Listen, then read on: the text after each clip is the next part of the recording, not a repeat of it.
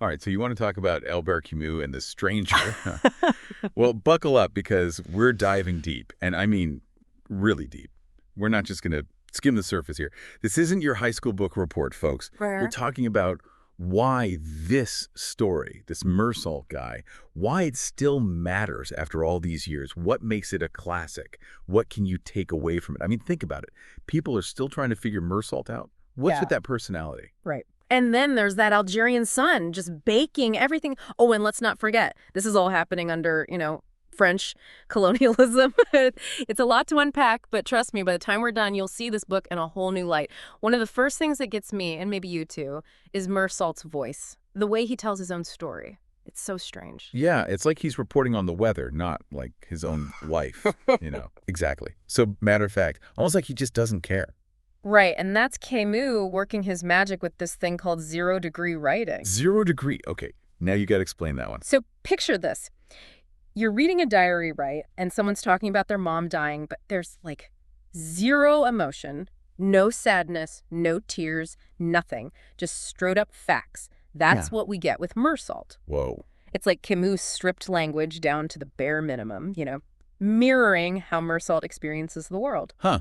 So you're saying the writing style is like a reflection of Meursault himself. Exactly. It's all about showing, not telling, and that's what makes it so powerful. Okay, I think I'm starting to get it. And like you see that right away with that famous opening line, "Mother died today." Or maybe yesterday, I can't be sure. Oh man, that line, it just throws you right into his world, Totally. It's jarring. Absolutely. It makes you wonder, is this guy for real? Is he just messing with us? Right. Is he being deliberately cold?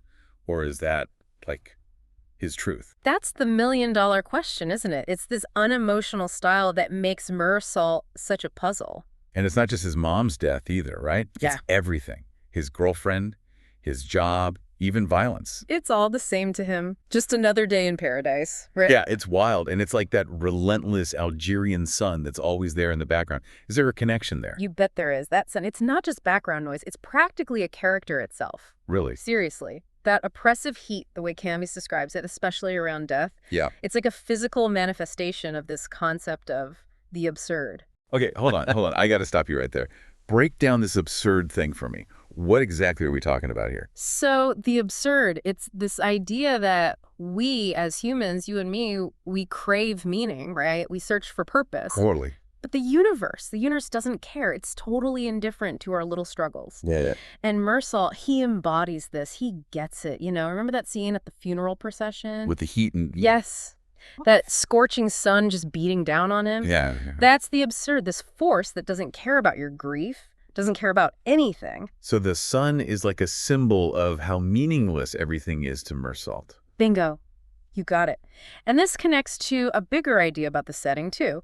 We can't forget, this is French Algeria, Yeah. a place with its own tensions simmering beneath the surface. And the fact that the murder victim is an Arab, and it's almost like brushed aside. Yeah, like it's just a footnote or something. It makes you think about colonialism and how it warped everything, even justice back then. You're right. I never thought about it like that. It's like Camus is holding up a mirror to his own society, where the death of this Arab man is less important than Meursault's lack of tears, Yeah. It's a subtle but powerful critique. Wow. And this ties directly into his trial, too, right? I mean, they focus more on how he reacted to his mother's death than on the murder itself. Exactly. It's like they're more disturbed by his apathy than the actual crime. Even his lawyer tries to spin it like it's a good thing. Get out of here. I know, right? It's crazy. So, are we supposed to see Meursault as like a victim of societal expectations?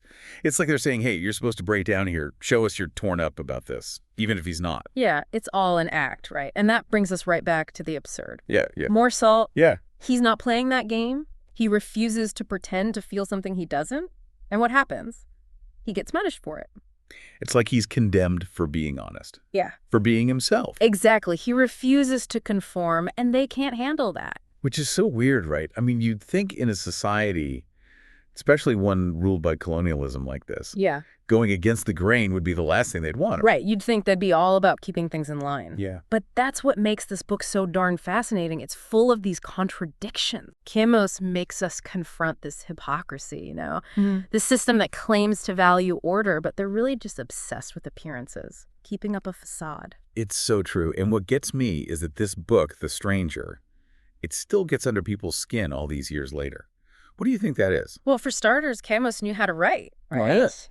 He taps into this feeling, this universal feeling of being out of place, alone, like you don't quite belong. And that resonates with people no matter who they are, where they come from, or when they lived. Yeah, it's like even though the story is set in a specific time and place, those deeper themes, the alienation, searching for meaning, it's timeless. Right. 100%. Those are things we still struggle with today. And then there's the fact that Camus, he doesn't give you the answers. He's not holding your hand through this. He lays out all these complex ideas about justice, morality, the meaning of life, even death. Yeah. And then he just lets you sit with it all. He lets you stew.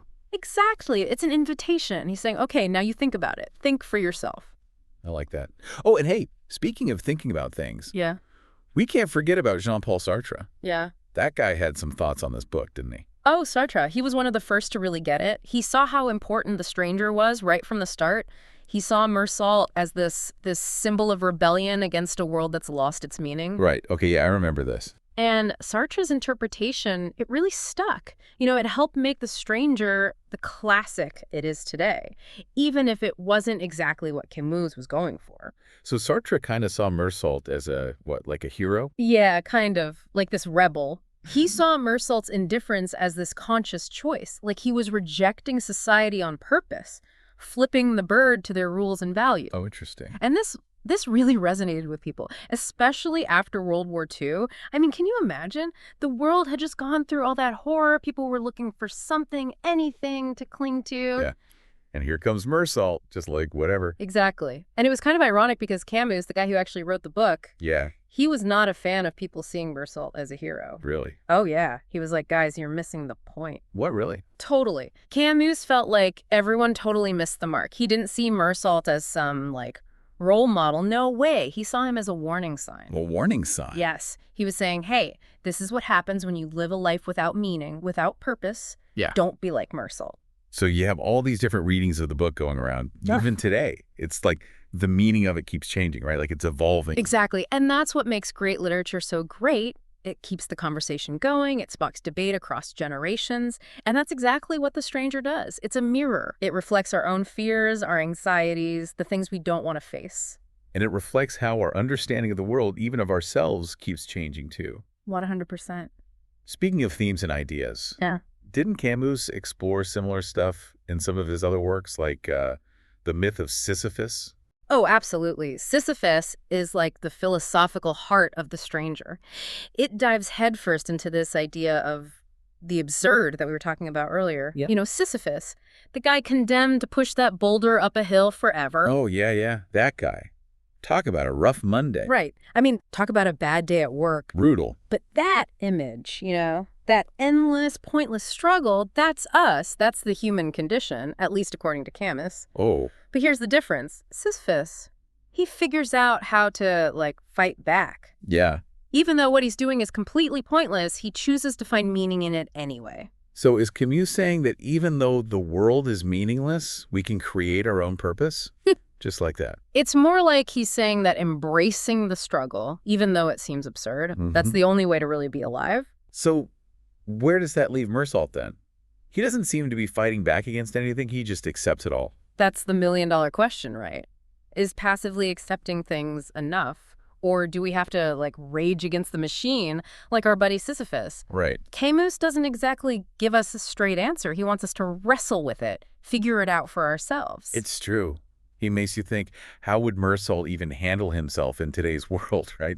I mean, imagine Meursault with a Twitter account. Oh, man. Posting about his mom's death. Can you even imagine? It'd be a whole different ballgame, that's for sure. Right. He'd be living in a world where everyone's expected to share their deepest feelings online, publicly. Totally. Like performative grieving. Exactly. And Meursault, he's the opposite of that. Totally. Yeah. And his trial, forget about it. That would be a media circus. Oh, 100%. Can you imagine? Everyone and their mother would be on Twitter arguing about him, analyzing his every word. Nonstop. And we have to talk about how differently we see colonialism today, right? Oh, absolutely. Would Camus still just mention that the victim was Arab in passing? Right? Or would that be like the central conflict of this story, the driving force? It makes you wonder. Because it changes everything, right? Yeah. I mean, it changes how we see the crime itself, the trial, the whole system. Like you said, the original trial was so focused on Meursault's lack of emotion, not the actual murder, especially because the victim was an Arab. Exactly. And that casual disregard speaks volumes about the power dynamics at play, the ingrained prejudices of the time. It's heavy stuff. It really is. And it makes you think, would that still fly today? Or would people demand justice? See the situation for what it is? It's like we've come a long way in addressing these injustices, but we still have a long way to go. It really makes you appreciate how a book written decades ago can still spark these conversations. It's incredible. It really is. And that's the power of The Stranger. It forces us to confront these uncomfortable truths about ourselves, about the world we live in, the choices we make. In a world that often feels kind of meaningless, you know? Exactly. And that's, I think, what Camus was getting at. He wasn't trying to tell us what to think, but to get us thinking in the first place, to make us question. And that's what makes it a classic, right? It's not about easy answers. So to everyone listening, whether you're revisiting The Stranger or picking it up for the first time, get ready to ask some big, maybe even uncomfortable questions. Yes. And don't be afraid if you don't have all the answers at the end, because sometimes the most important journey is the one that takes us inward.